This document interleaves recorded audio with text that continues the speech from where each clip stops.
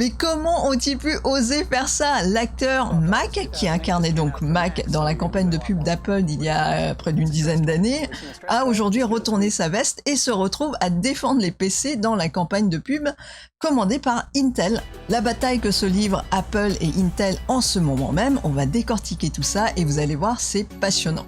L'acteur qui jouait donc le personnage de Mac vient juste de tourner une série de spots de pub toujours sur le même thème, le comparatif Mac et PC, mais cette fois-ci, il a retourné sa veste et est passé dans le camp PC. Dans cette vidéo, on va donc parler de cette campagne de pub totalement incroyable, mais on va aussi replacer le contexte, l'historique de la campagne de pub iconique et aussi ce que ça sous-entend. La campagne d'aujourd'hui, si vous ne l'avez pas déjà vue, parce que forcément c'est devenu viral en très peu de temps, c'est donc l'acteur de Mac qui se présente en début de vidéo en parodiant la campagne d'autrefois. Hello, I'm Justin.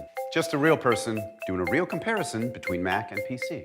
Bonjour, je suis Justin, juste un être humain, alors qu'avant les spots commençaient toujours par bonjour, je suis Mac.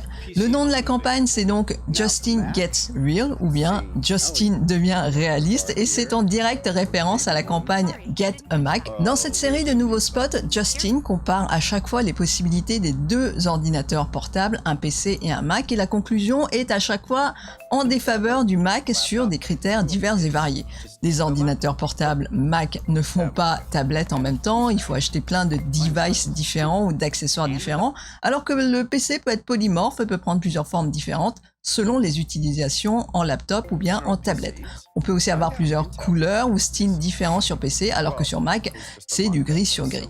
Le touch bar des MacBook n'est pas terrible par rapport au double écran trackpad hyper évolué des ZenBook Duo d'Asus, un des ordinateurs les plus spectaculaires de ces dernières années. Et le coup fatal dans cette série de spots, on voit un gamer PC qui a l'air bien à l'aise avec son temps, jeune, beau, bien dans sa peau, qui utilise un laptop MSI équipé par Intel pour jouer à un jeu avec une manette Xbox. Et là, Justin demande innocemment « Est-ce qu'il y a un gamer Mac dans les parages ?» À ce moment, la caméra cherche et s'arrête sur un siège vide devant un MacBook. Et là, la réflexion qui tue par le gamer PC. No one really games on a Mac. Personne ne sert d'un Mac pour jouer, c'est évident quoi. I know. C'est dur, mais c'est malheureusement la vérité quand on voit l'offre en matière d'ordinateurs portables PC gamer qui sont pour la plupart aussi puissants que des ordinateurs de bureau ou qui se mettent en fait sur une table. L'ordinateur montré ici est un MSI Stealth 15M, un laptop que vous pouvez mettre sans souci dans votre sac à dos et qui vous offre la puissance et la portabilité avec un design hyper sérieux si vous n'avez pas envie d'avoir un machin avec des LED de partout et un design hyper agressif comme c'est le cas généralement pour les laptops gamers. Et l'autre point notable de cette scène, c'est l'utilisation d'une manette Xbox Series X. Ça, c'est une directe référence à Microsoft et pour les venger par rapport à la décision de Apple de ne pas autoriser une application xCloud pour pouvoir jouer à des jeux Xbox sur un iPhone ou un iPad en cloud gaming, donc qui tourne à distance depuis des serveurs de Microsoft. À ce point, je suis presque étonné qu'il n'y ait pas une référence à Fortnite avec Epic Games. Si vous vous en souvenez, il y a eu une altercation assez violente entre Apple et Epic Games à propos de la commission que prélève l'Apple Store sur les transactions. Pour ceux qui ne savent pas ce que c'est, xCloud est le service de cloud gaming de Microsoft qui permet donc de jouer à distance à des jeux du Xbox Game Pass notamment. Attention, pas tous, une sélection, et donc c'est bien pratique pour ceux qui sont en déplacement. À noter sur cette scène, il y a quand même un truc qui me dérange, c'est le casque. C'est donc un Razer Kraken, un excellent casque gaming. Le casque est très bien, mais le problème là, c'est qu'il n'est pas branché. Le fil va dans le dos du gamer et quand on voit les images de l'ordi, il n'y a aucun câble branché alors que c'est un casque USB. Enfin bon, c'est un petit détail, hein. Je pense que ça a dû être pour les impératifs de production, mais bon, ils auraient pu quand même respecter ces petits genres de détails. Cette série de 5 spots aborde donc plusieurs points concrètement dans la vie réelle, plus ou moins pertinents, et c'est vraiment marrant de voir l'ancien Mac qui n'hésite pas aujourd'hui à mettre en valeur les avantages des PC. C'est donc une campagne orchestrée par Intel, et non, ce n'est pas IBM ou une autre marque de PC, mais bien Intel, le fabricant de processeurs. Et cette campagne, c'est une vengeance. Intel est en train de se faire plaisir. Il faut savoir que Intel et Apple, c'était un peu comme un couple parfait rêvé pendant très longtemps. Et il faut voir ça comme Intel qui est en train de balancer des assiettes à Apple après 15 ans de vie commune. Et jusqu'en 2020, fin 2020, il y a donc très peu de temps à l'enregistrement de cette vidéo, eh bien Apple a pris la décision qui a fait très mal à Intel, c'est donc de se séparer des processeurs Intel. Avant, Mac se procurait chez Intel pour les processeurs de ses ordinateurs, les MacBook, les iMac, les Mac mini, Mac Pro, et le deal avait duré plus de 15 ans. Apple a donc arrêté d'équiper ses nouveaux modèles en puces Intel fin 2020 et c'est donc très récent. Lors de la keynote de novembre 2020, Apple a donc présenté les premiers MacBook et Mac mini équipés du fameux processeur M1, un processeur maison conçu par Apple et fabriqué par TSMC. Il se trouve que ce processeur M1 a subjugué le monde tech grâce à sa puissance comparativement aux puces Intel utilisées sur les générations précédentes, bien plus performantes et bien plus économes en énergie par rapport à avant, et ce qui leur permet donc de proposer une autonomie bien plus longue à leurs appareils. Quand je vous parle d'autonomie plus longue, c'est de l'ordre de 20 heures d'autonomie pour un modèle de MacBook en particulier, ce qui fait le double d'avant, et c'est pas rien, et c'est certainement très appréciable pour ceux qui ont besoin de leur machine toute la journée entière à l'extérieur. En plus de ça, ça permet à Apple de mieux contrôler en interne cet aspect crucial de la conception. Forcément, quand on a le pouvoir d'ajuster les petits détails de conception de sa puce, la pièce maîtresse d'un ordinateur, le travail de conception d'ensemble devient plus efficace et cohérent. Enfin, dernier truc sur cette décision hautement stratégique de Apple, le fait d'intégrer une puce M1 maison, ça permet aussi à Apple d'uniformiser leur technologie avec les iPhones, les iPods et les iWatch. Pourquoi? Parce que le M1 est basé aussi sur l'architecture ARM, qui est aussi la même architecture utilisée pour les appareils mobiles d'Apple. Donc, en plus d'être plus performant que les architectures d'Intel, ça leur permet d'avoir plus de facilité au niveau software. À l'avenir, les passerelles et les connexions entre les différents appareils Apple seront donc encore mieux gérées. Donc dans l'ensemble, Apple a plutôt pris une bonne décision, une décision difficile à mettre en place, mais ils avaient déjà de l'expérience dans la conception des puces pour les iPhones et les iPads, et ils ont donc transformé cette expérience vers les Mac. C'est donc une évolution logique dans leur stratégie d'intégration de hardware et de fabrication, mais bon, c'est bien pour Apple, mais pour le coup, beaucoup moins bien pour Intel, parce qu'ils viennent juste de perdre un de leurs plus gros clients. Vous imaginez un peu tous les nouveaux Mac qui leur passent sous le nez, ça fait un gros manque à gagner et c'est une grosse rentrée d'argent en moins dans les caisses. En fond de tâche, il y a aussi le fait que Intel ne va pas super bien ces dernières années. Intel vient d'annoncer la 11e génération de processeurs pour les ordinateurs, les Rocket Lake S, et ils ont espoir de reprendre des parts de marché qu'ils ont perdues, notamment face à AMD qui propose depuis quelques années des produits bien plus innovants ou bien plus performants ou bien juste plus intéressants au niveau prix. Quand on prend tous ces éléments en compte, cette campagne fait vraiment figure de vengeance. Ils n'ont pas du tout digéré la décision de Apple. Et si vous regardez un petit peu plus en détail, tous les spots visent en fait les nouveaux MacBook, les ordinateurs portables Apple qui utilisent justement ce fameux processeur M1. Intel avait vraiment envie de taper là où ça fait mal en embauchant donc l'acteur Justin Long, qui est l'acteur emblématique du monde Apple.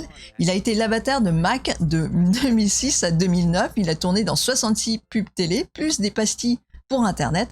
C'était l'incarnation du gars cool, jeune, bien dans sa peau. Il était censé incarner l'esprit Mac face à PC qui était toujours joué par un acteur moins charismatique et qui portait toujours une veste un peu coincée avec une cravate et qui enchaînait gaffe sur gaffe. Cet avatar PC était censé représenter la population PC dans l'esprit fantasmé de la communication d'Apple.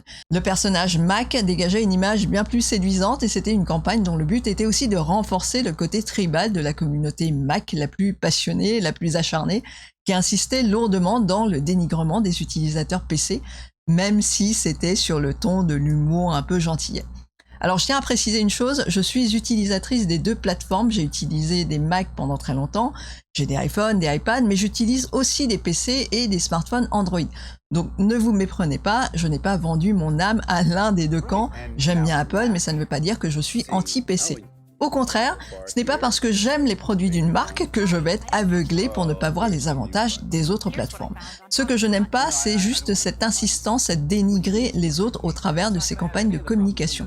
À noter, lors de la présentation des fameux MacBook équipés du M1, Apple a terminé la conférence avec l'acteur qui jouait PC dans les spots d'avant et clairement pour se moquer des PC encore une fois, plus de 10 ans après le dernier spot télé de la campagne Get a Mac. Mais pour cette fois-ci, bizarrement, ils n'ont pas engagé Justin Long, ce qui paraît un peu bizarre, et finalement, celui qui aura été le plus fidèle à Apple, c'était PC, et c'est quand même assez ironique quand on y pense. Bon, entre-temps, il faut dire aussi que Justin Long a aussi joué dans des spots de pub pour Huawei pour faire la promotion du Mate 9 en 2017, où il a dit I have a ton of experience in tech. J'ai beaucoup d'expérience dans la tech, en clin d'œil à son rôle de Mac, et c'est peut-être pour ça qu'il n'a pas été repris. En passant, il a aussi répondu à plusieurs interviews par rapport à son rôle de Mac, et peut-être que ce qu'il a dit n'a pas beaucoup plu à Apple. The ads were inherently arrogant. I mean, there's an arrogance to those, which is, I'm better than you. You know, I do things well, and you can't do the things that I do. Donc pour Intel, engager Justin Long, ça en dit long. Ok, c'est pourri. Tant que j'y suis, il y a aussi un petit cadeau bonus vers la fin de la vidéo. C'est une petite info en plus qui a été peu abordée et que vous aurez le privilège de partager. Parce que vous avez décidé de regarder cette vidéo formidable. Jusqu'à la fin. Voilà, c'était pour me faire pardonner des jeux de mots pourris, un peu douteux. C'est bon là, vous pouvez mettre le like. Vraiment. Pour rééquilibrer la balance, Microsoft avait lancé une campagne de pub vraiment chouette pour montrer à quoi ressemblaient les utilisateurs de PC et donc par extension de Windows. C'était en 2008 et le thème c'est I am a PC, je suis un PC, donc une référence directe à la campagne de Apple mais sans nommer Apple. C'est donc une très belle campagne où on peut voir plein de personnes qui font des choses assez extraordinaires ou bien des gens qui utilisent des PC au quotidien sans que ce soit extraordinaire. Ça commence par une intro très simple, un gars habillé comme le PC représenté par Apple et qui est un vrai employé de Microsoft et il dit « Bonjour, je suis un PC et j'ai été transformé en stéréotype ». À noter, les gens qui travaillent pour Microsoft ont leur email inscrit sur le spot pour insister sur le fait que ce soit des vraies personnes. Le but de ce spot, ce sera donc de montrer quel est le vrai visage des utilisateurs de PC qui sont très variés. C'est monsieur tout le monde, madame tout le monde qui font des choses normales au quotidien ou bien des choses qui sortent de l'ordinaire. Des gens partout dans le monde, sur la planète ou bien des célébrités. À noter la présence de Bill Gates, Tony Parker, Eva Longoria et Pharrell Williams. Des gens cool, des gens moins cool, juste des êtres humains. Vous comprenez mieux pourquoi dans les nouveaux spots de Intel, Justin Long commence par Hello, I'm Justin. Just a real person doing a real comparison between Mac and PC. Justin, juste un être humain, juste une personne réelle.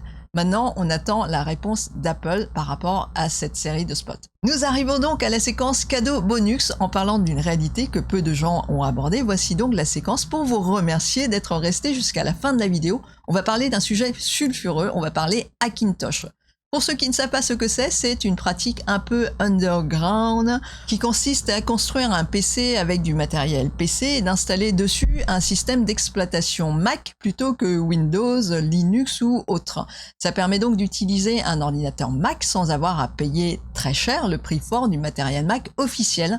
On peut donc construire une configuration hyper puissante pour bien moins cher qu'un Mac Pro ou bien une petite config sans prétention comme un Mac Mini par exemple, mais avec quelques inconvénients quand même parce qu'il y a des fonctions qui sont non compatibles. Enfin, dans l'ensemble, on pouvait quand même faire fonctionner macOS assez correctement pour s'en servir au quotidien. Donc autant vous dire que normalement c'est interdit, faut pas le faire, parce que macOS est censé être installé que sur des ordinateurs Mac, même s'il est gratuit à la base. Eh bien, cette pratique est passée de trucs un peu obscurs d'informaticiens très sérieux où il fallait bidouiller, écrire des lignes de code, à une pratique de plus en plus répandue parce que beaucoup de hackers ont rendu les outils et l'installation beaucoup plus simple qu'avant. Une des raisons pour laquelle cette pratique était devenue de plus en plus répandue, c'est parce que les ordinateurs Mac utilisaient des processeurs très proches du monde PC, en l'occurrence des processeurs Intel. Concrètement, pour construire un Hackintosh, il fallait acheter des composants selon une liste de courses bien définie, avec tel processeur, telle carte mère, telle RAM qui va bien, la carte graphique compatible, etc. Avec un processeur M1, avec une architecture propre à Apple, propre aux ordinateurs Mac, un processeur qu'on ne devrait pas pouvoir trouver sur le marché, ni la carte mère qui va avec, eh bien Apple a juste coupé l'herbe sous le pied des hackers qui aiment bien faire ça. Voilà, vous savez tout maintenant. Alors, est-ce que vous avez déjà monté un Hackintosh? Est-ce que vous saviez que ça existait? Et qu'est-ce que vous pensez de ces campagnes de communication entre Apple, Intel, Microsoft et toutes ces marques d'ordinateurs qui se font la bataille? Moi, je trouve ça passionnant et c'est pour ça que je me suis dit que j'allais partager ça avec vous. Si l'architecture des machines vous intéresse, eh bien je vous propose de regarder une de ces 2 vidéos, c'est sur l'intérieur de la Xbox Series X ou bien de la PS5. Soyez indulgents sur la forme de la vidéo, je les ai faites il y a déjà un certain temps, mais bon, c'est toujours d'actualité. Ne vous arrêtez pas à la forme, vous allez apprendre plein de choses. Je m'appelle Gia, j'adore parler de tech, de photos et de jeux vidéo. Merci beaucoup pour être resté jusqu'à la fin. Je vous souhaite une très bonne journée. Sur ce, je vous dis à très bientôt.